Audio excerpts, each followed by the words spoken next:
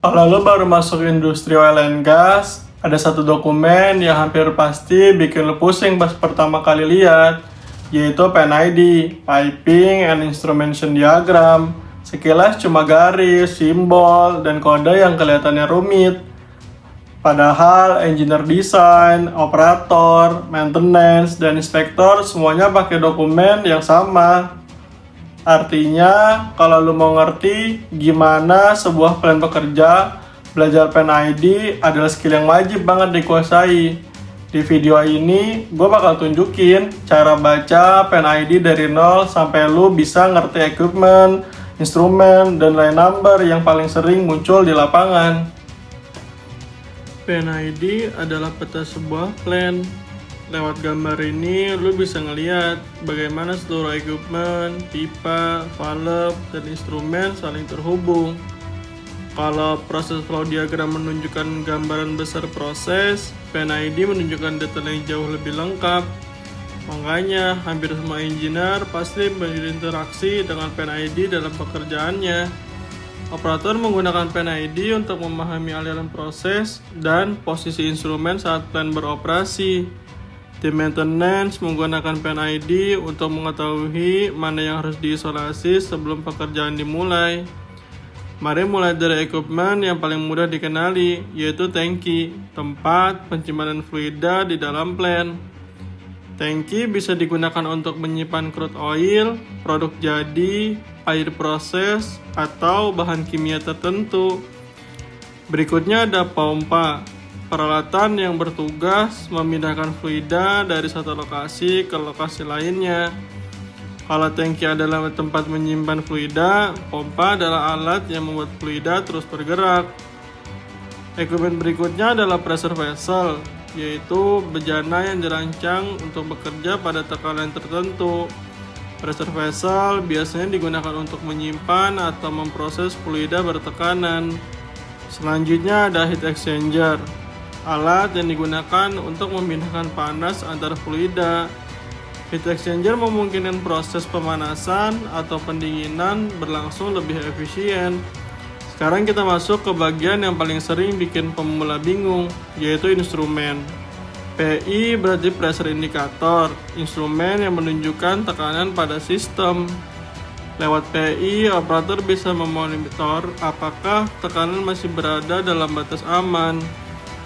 TI berarti temperature indicator, digunakan untuk memantau temperatur proses. FI berarti flow indicator, digunakan untuk mengetahui laju aliran fluida dalam sistem. LT berarti level transmitter, instrumen yang mengukur level cairan di dalam tangki atau vessel. PT berarti pressure transmitter, tugasnya mengirimkan data tekanan ke kontrol sistem. Selain instrumen pengukuran, ada juga kontrol valve yang bertugas mengatur kondisi proses secara otomatis.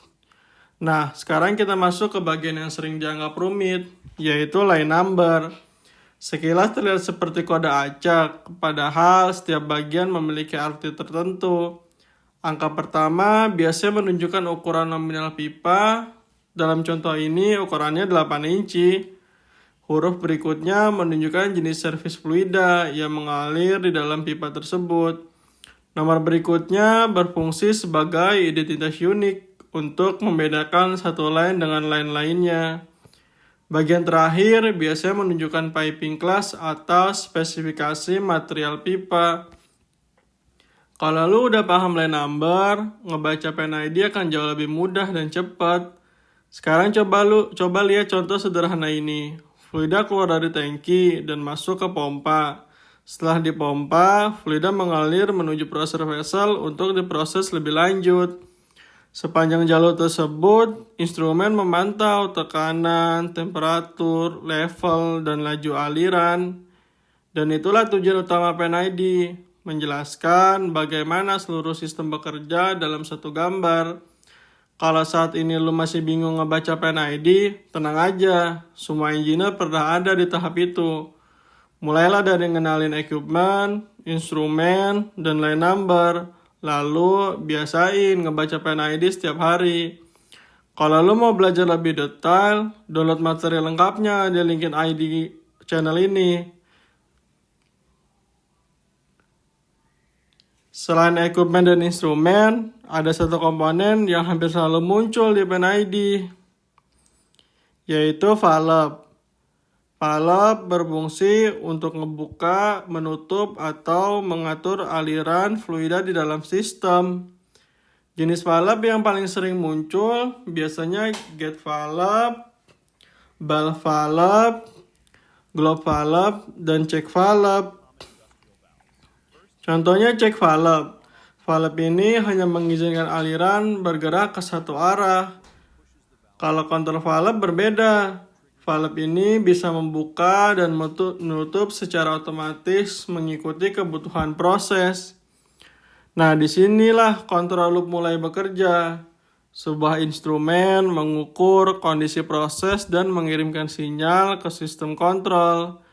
Data tersebut kemudian masuk ke DCS atau kontrol sistem untuk dianalisis. Jika tekanan terlalu tinggi atau terlalu rendah, kontrol valve akan menyesuaikan posisinya secara otomatis. Inilah yang disebut kontrol loop. Prinsip dasar yang ngebuat plan dapat beroperasi secara stabil. Saat ngebaca PNID, perhatikan juga jenis garis yang digunakan. Karena nggak semua garis memiliki arti yang sama. Garis solid biasanya nunjukin jalur proses utama yang ngebawa fluida.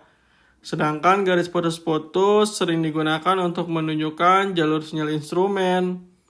Kalau lo ngelihat sebuah PNID, jangan langsung lihat semuanya sekaligus. Mulai dari satu equipment terlebih dahulu. Ikuti aliran fluida dari tangki ke pompa, dari pompa ke heat exchanger, lalu ke vessel atau ke equipment berikutnya. Kalau lo udah bisa mengenalin equipment, instrumen, valve, dan line number, maka lo udah memiliki pondasi yang kuat untuk membaca PNID di industri oil and gas.